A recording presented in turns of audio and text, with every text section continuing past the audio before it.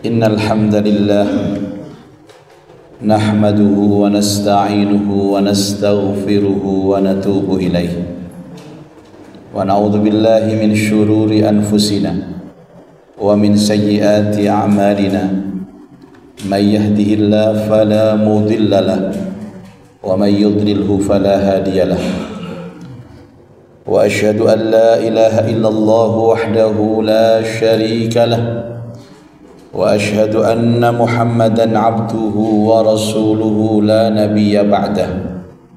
Allahumma salli wa sallim wa barik ala hadzal nabiyyil karim sayyidina Muhammadin sayyidil awwalin wal akhirin wa ala alihi wa ashabihi wat tabi'in wa sallim tasliman katsira. Amma ba'd, faya ayyuhal hadiruna rahimakumullah, usikum wa nafsi bitaqwallah, faqad fazal muttaqun, liqaulihi subhanahu wa ta'ala fi muhkami tanzilih. A'udzu billahi minasy syaithanir rajim. Bismillahirrahmanirrahim. Ya ayyuhalladzina amanu taqullaha wa kunu ma'as shadiqin. وقال أيضا في آية أخرى أعوذ بالله من الشيطان الرجيم قل إن كنتم تحبون الله فاتبعوني يحببكم الله ويغفر لكم ذنوبكم والله غفور رحيم. وقال النبي صلى الله عليه وسلم كل أمتي يدخلون الجنة إلا من أبى.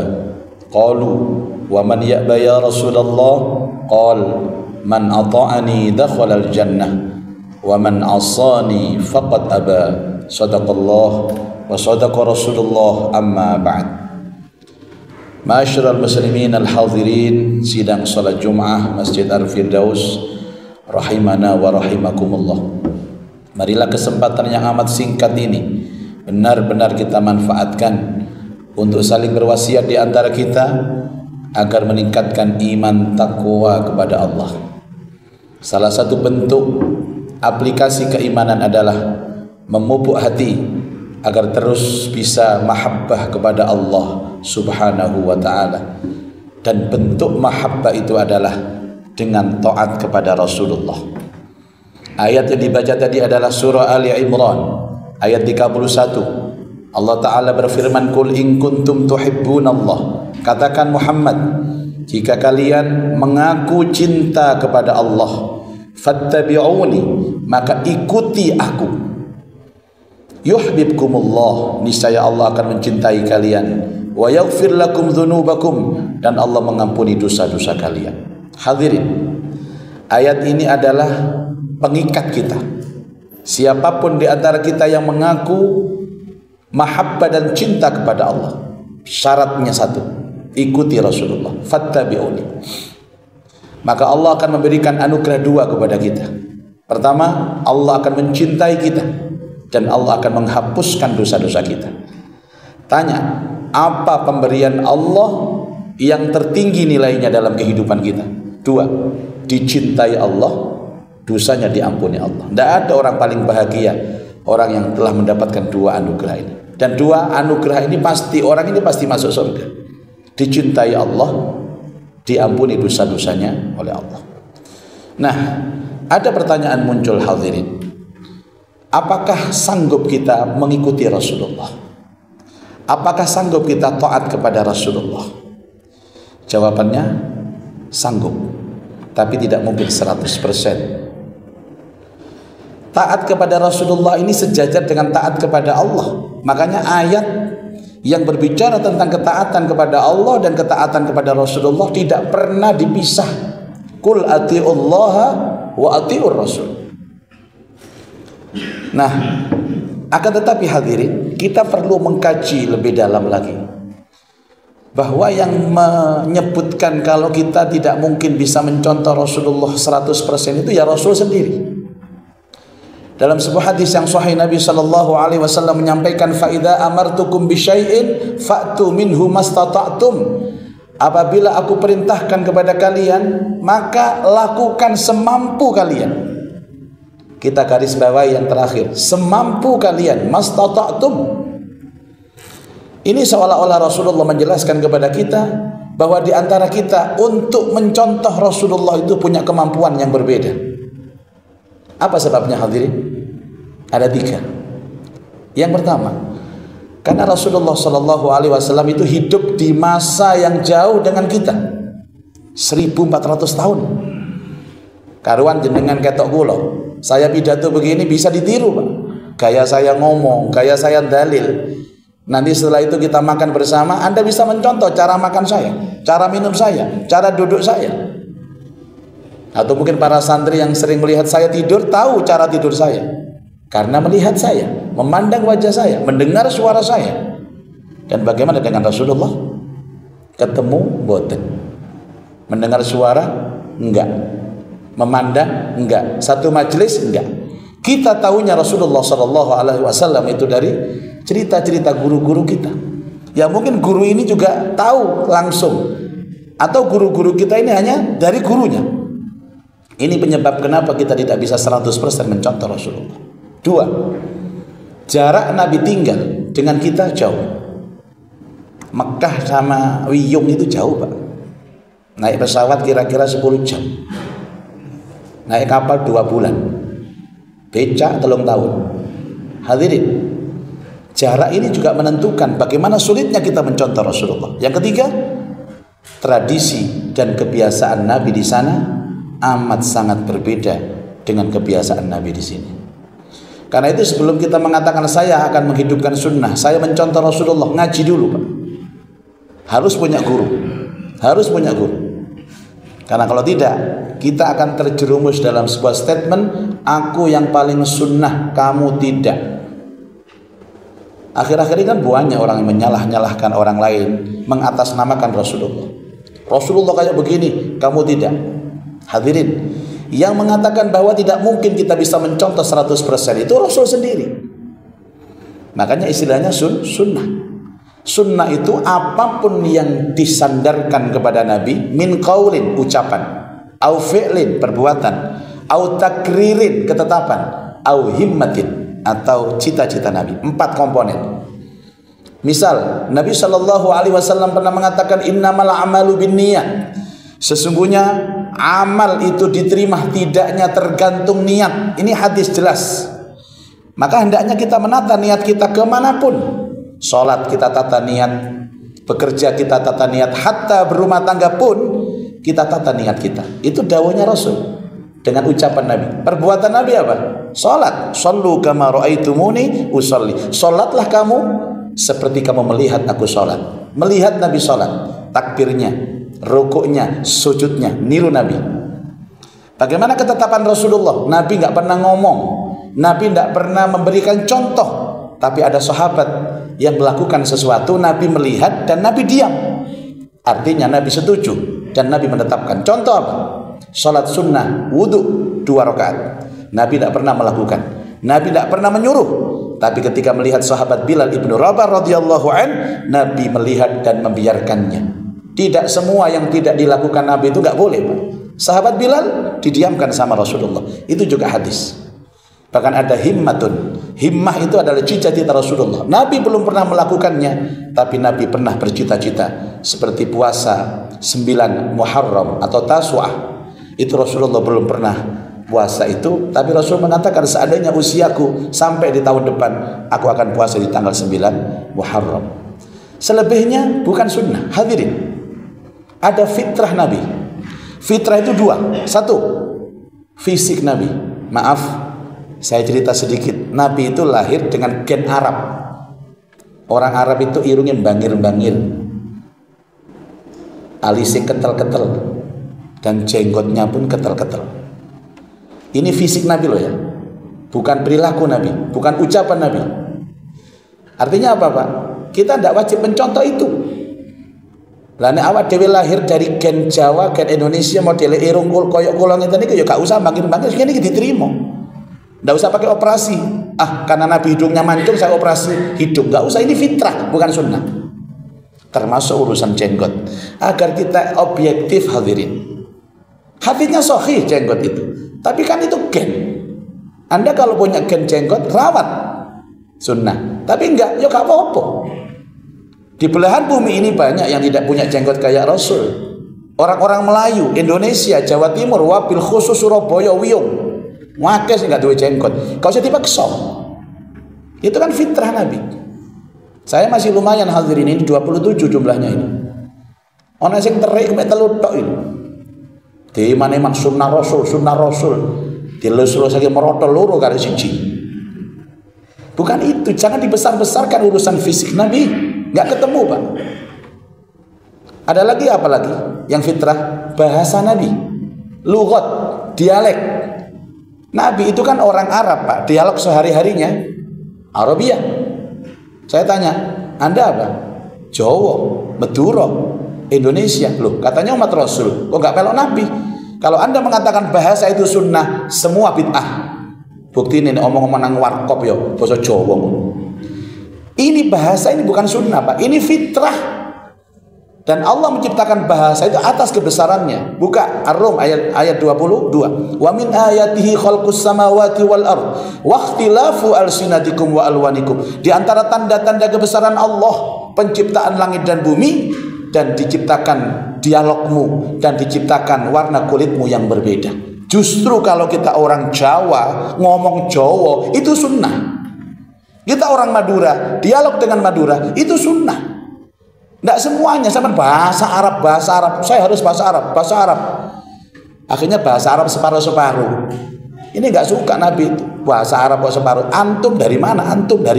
Anak nyari-nyari antum. Jeketek antum ada di sini. Oh no, bahasa Arab jeketek ini. Terus gak usah lebay. Aku, ingsun, peno, riko, ucapkan itu. Saya diundang di Al-Azhar Mesir Pak, bahasa Arab karena kebutuhan. Tapi kalau khutbah di sini ya Indonesia. Kalau dialog sama istri saya, sama-sama dosen bahasa Arab dengan istri, saya tetap dengan bahasa Jawa. Dengan bahasa Jawa, saya bersyukur saya jadi umat Rasulullah, tapi dari belahan bumi Indonesia, belahan bumi Jawa. Ini namanya fitrah. Nah yang ketiga hadirin, bahkan ini tidak boleh dicontoh oleh umatnya. Apa? Tentang ta'adduduz zawaji Rasul, pernikahan Rasulullah yang lebih dari 4 istri dalam satu waktu, nggak boleh dicontoh. Ini khususiyah, bukan sunnah, bukan fitrah, khususiyah. Ini saya jelaskan, kebetulan saya dosen hadis. Jadi banyak orang semua Nabi diikuti, tidak, nggak bisa panjenengan. Ya, Nabi itu kan nikah dengan 12 istri, sementara Qur'annya apa?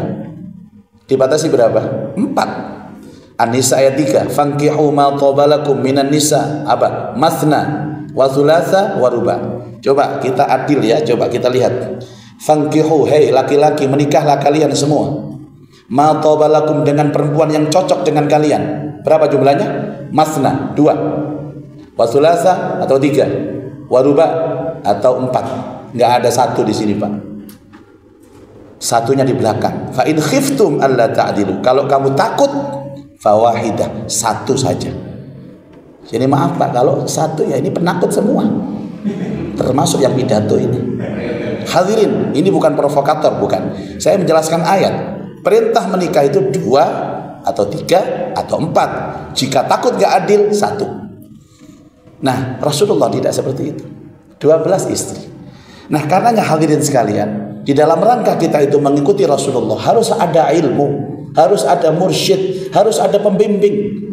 Hadirin, ingat Rasulullah SAW dalam 24 jam itu semuanya syarat dengan contoh. Padahal 24 jam itu dibagi 2 sama Nabi. 1, ada sunnah ritual, ada sunnah sosial. Lah kita sekarang Indonesia ini sibuk dengan sunnah ritual. Salat harus nyontoh Rasulullah, betul. Takbir nyontoh Rasulullah, betul. Tapi tidak semuanya orang salat itu tidak sempurna kemudian tidak contoh Rasulullah. Mungkin karena keterbatasan fisik. Satu ketika ada seorang jamaah ribut gara-gara sunnah, sok-sokan menyalahkan orang salat. Orang salat itu sudah benar Pak, wes gak usah disalah-salah.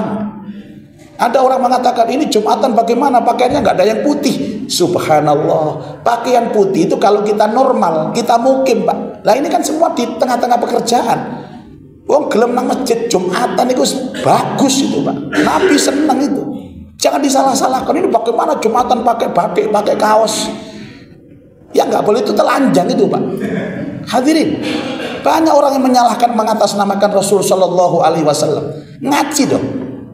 Hadirin sekalian, ini kan orang duduk mendengarkan khutbah, masya Allah, ikut Jumatan. Karena beliau-beliau ini kan di tengah-tengah pekerjaannya. Ya kita maklumi, dan Rasulullah seandainya tahu keadaan ini, senang Rasulullah dengan sampean itu.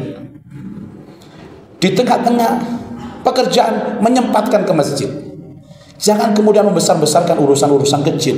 Suatu ketika ada seorang jamaah di masjid. Ketika tahiyat akhir, satu bapak ini kan, mohon maaf Pak, pantatnya itu jendit ke atas begini. Setelah salam, ditegur sama sebelahnya, Pak, maaf Pak, tadi tahiyat akhirnya itu salah panjenengan. Anda itu tahiyat tidak sesuai dengan contoh Rasulullah. Nggak ada tahiyat akhir pantatnya jendit kayak sampean. Dia kan ditegur, gak terima. Dia jawab, loh, jadi sampean mau tahiyat itu ngawasi bokongku terus. Pikir gak? Niatnya menyalahkan, niatnya menegur, dia sendiri salah. Bagaimana podo-podo sholatin delok bokongnya konconi? Saya mau tanya hadirin, kalau kita sop rapat, oke, hukumnya apa? Wajib kan? Merapatkan sop dalam sholat jamaah. Tapi yang wajib itu hanya di rakaat pertama. Karena komando dari imamnya, sawu sufufakum, itu sebelum takbir. Luruskan, rapatkan. Anda bisa kalau ada renggang, mas, ayo rapat. Itu sebelum takbir Pak. Setelah takbir, jangan ngewasi sikile koncone. Sehingga yang kedua, meluruskan sop itu sunnah. Karena rakaat kedua pasti geser Pak. Kakinya pasti geser. Dan Anda nggak wajib untuk merapatkan itu. Kadang ada sampai Allahu Akbar rakaat kedua, sudah sama-sama sholat, ngelirik sikile koncone. Loh, renggang rek. Akhirnya genap-genap dirapet nong ini, set. Nah sebelahnya kan sholatnya sambil merem Pak. Karo diicak Allahu Akbar, dikira tikus liwat. Banyak sekarang Pak, sok-sok nyunnah tapi dirinya sendiri gak sunnah.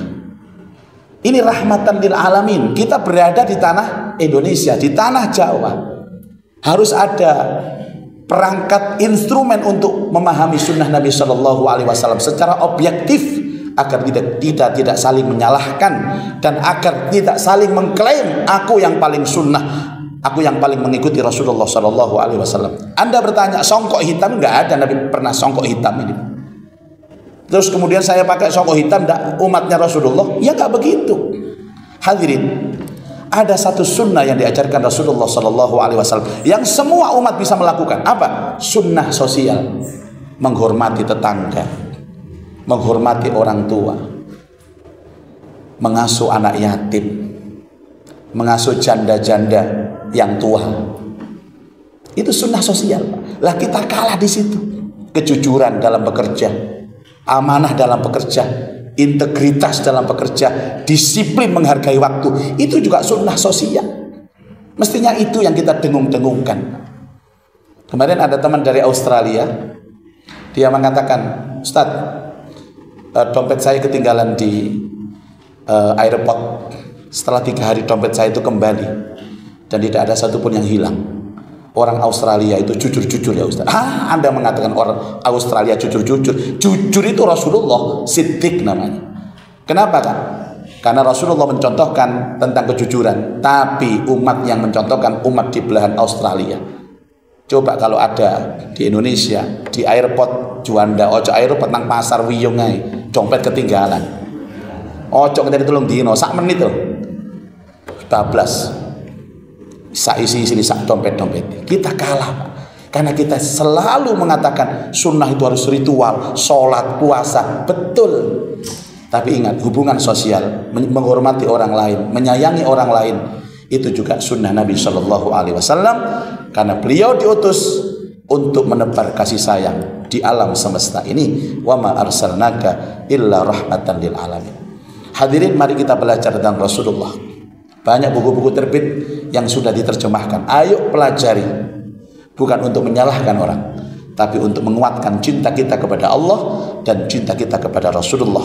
Dan jaminannya, kalau benar-benar kita lakukan untuk membangun peradaban agama ini, maka kita akan mendapat jaminan. Siapapun yang mencintai Allah, dan mencintai Rasulullah, insya Allah bersama beliau masuk surga. Man ahabbani kana ma'i fil jannah. Barang siapa yang cinta kepadaku, dia berhak masuk surga bersamaku. Mudah-mudahan kita semua diakui menjadi umatnya Rasulullah, mendapat syafaat dari Rasulullah, dan benar-benar diajak masuk surga dengan beliau. A'udzubillahi minasyaitonirrajim. Bismillahirrahmanirrahim. Laqad ja'akum rasulun min anfusikum azizun 'alaihi ma 'anittum harisun 'alaikum bil mu'minina raufur rahim. Fa in tawallaw faqul hasbiyallahu la ilaha illahu alaihi tawakkaltu wa huwa rabbul arsyil azim. Aqulu qawli hadza wa astaghfirullaha li wa lakum wa liwalidi wa lisairil muslimina min kulli dhanb fastaghfiruhu innahu huwal ghafurur rahim. Allahumma salli wa sallim wa barik ala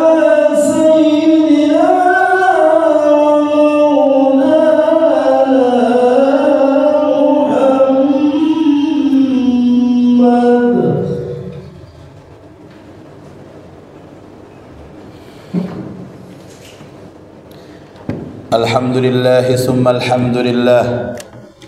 Alhamdulillahil ladzi arsala rasulahu bil huda wa dinil haqq liyudhhirahu 'ala ad-din kullihi wa kafa billahi shahida. Arsalahu bil haqqi bashiran wa nadhira wa da'iyan ila Allah bi idhnihi wa sirajan munira.